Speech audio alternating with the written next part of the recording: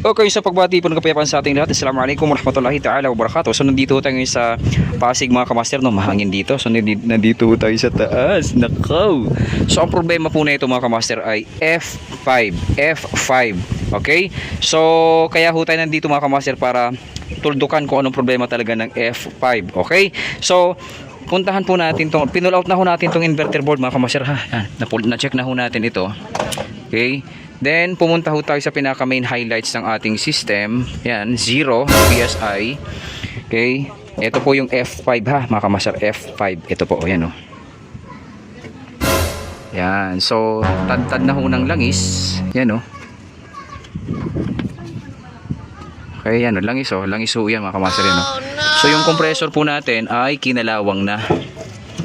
Yan. So, yung kanyang fan, wala tayong problema sa condensing fan, pinull out na rin ho natin. So ito ho yan mga kamaster ha, yan o. Parang Colin din po ito, parang Colin. Yan. So kapag F5, may kinalaman po ito sa compressor natin. So yung compressor natin, aandar tapos mamamatay, aandar, mamamatay. Okay, syempre kapag namatay yung compressor, mamamatay yung fan. At yung condensing fan na ito mga kamaster ay AC ho, AC. Asan na ba yun?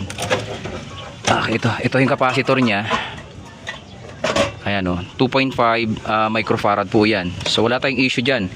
Yung fan motor natin walang problema. So ang problema lamang ho natin dito ay yung compressor. May problema na ho yung compressor. Gumaganon siya tapos mamamatay. Mamamatay. So nag-high ampere po siya. Okay? So ating nakita dito, posibleng wala na ho yung langis. Kasi dito pala mga kamaster, yan o. Dami ng langis o. Yan o.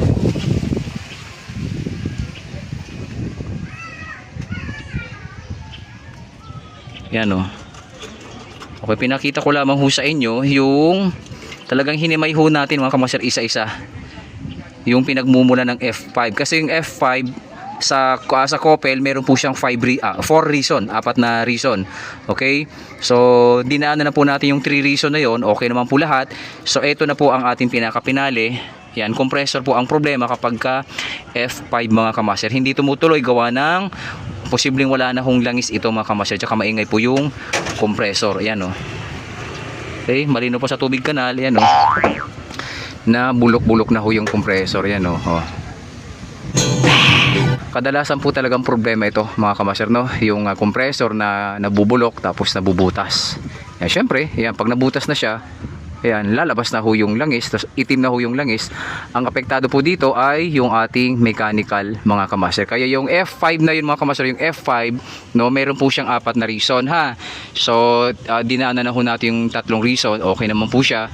Ito ho yung pinaka-issue niya mga kamaster, compressor po pag F5. Okay, siyempre naman, pag halimbawa meron kayo na encounter na couple na F5, i-check nyo muna yung pan motor. Okay? Kasi minsan pan motor ang issue. Yung compressor okay naman. Pero sa pagkakataong ito, yung F5 po, compressor po ang ating problema mga kamaster. Ayan ha. Oh.